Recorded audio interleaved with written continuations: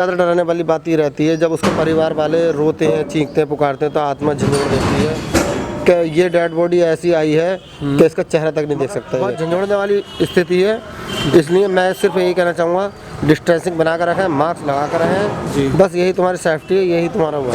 जनता अगर खुद सक्षम हो जाए और पूरी गाइडलाइन माने, पूरे रूल्स फॉलो करे तो लॉकडाउन लगाने की कोई ज़रूरत नहीं है। ना किसी का रोजगार छिनेगा, ना किसी का नुकसान होगा।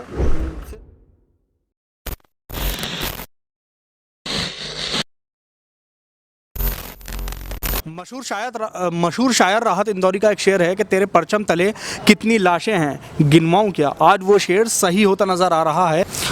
आज 24 घंटों का आंकड़ा है और ये पीछे आप यहाँ गाड़ी देख रहे हैं, ये गाड़ी जो है इस वक्त शव लेने जा रही है मुरादाबाद TMU हॉस्पिटल जा रही है शव लेने।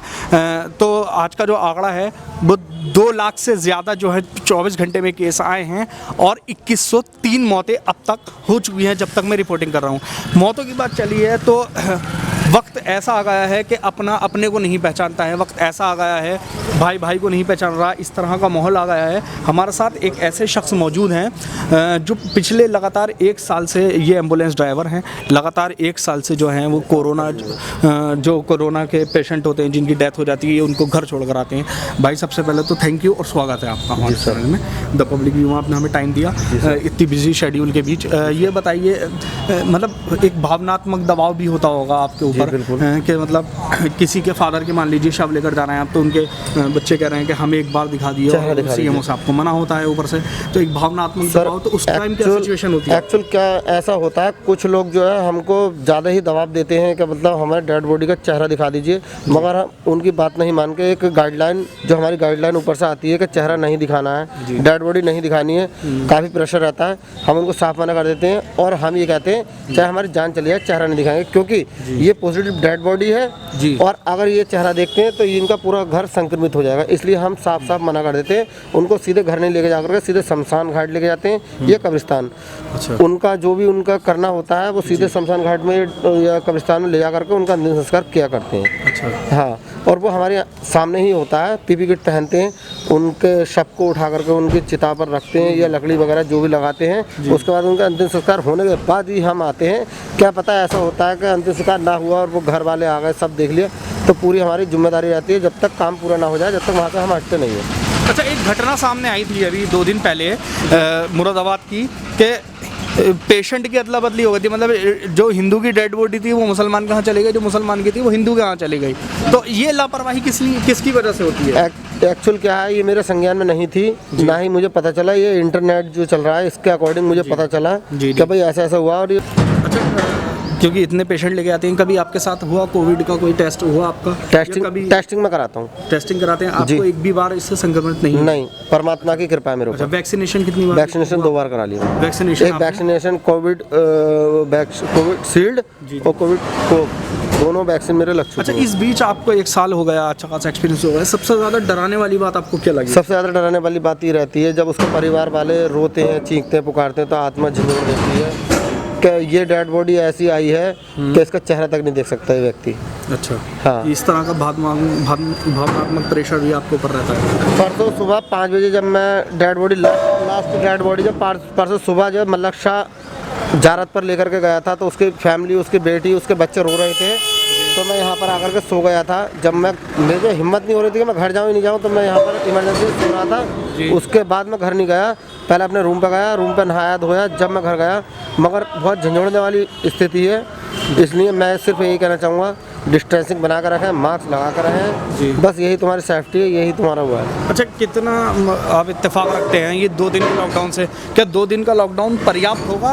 उत्तर प्रदेश की बात कर रहा हूँ, ये पूर्ण रूप से लॉकडाउन लगाना चाहिए? कुछ नहीं है, ये सिर्फ जनता के ऊपर है। अच्छा, ये सिर्फ जनता के ऊपर है, लॉकडाउन लगने की ज़रूरत ही नहीं है, जनता सक्षम हो जाए तो। जनता अगर खुद सक्षम हो जाए और पूरी गाइडलाइन माने, पूरे रूल्स फॉलो करे तो लॉकडाउन लगाने की कोई ज़रूरत नहीं है। ना किसी का रोजगार छिनेगा, ना किसी का नुकसान होगा। सिर्फ क्या है, जनता रूल फॉलो करे और उसके अकॉर्डिंग चले, लॉकडाउन लगाने। अच्छा, कभी आपके मन में आया कि यार मैं ऊब गया हूँ इन सब चीज़ों से कि मुझे ये सब क्विट कर? कभी नहीं, कभी नहीं। मैं अपने घर परिवार वालों को छोड़ने के चक्कर में हूँ। अच्छा, सिर्फ इस सेवा के लिए। अच्छा, क्या मुझे अगर मैंने सिर्फ एक बात कही है ये 100 दिन का जन्म मिला, 100 दिन का जन्म जीने की मुझे ज़रूरत नहीं है। 100 दिन का एक दिन काम ऐसा कर लो जो 100 दिन मुझे याद रखे। मैं अपने घर परिवार वालों से जो है छोड़ सकता हूँ इस ड्यूटी के लिए। क्या इतना बुरा दौर आ गया है कि अब सगे संबंधी भी आसपास नहीं आते, नहीं और आते। आपको छूना पड़ता है, टच करना पड़ता है। पीपीई किट जो होती है वो बहुत गर्म होती है अंदर से।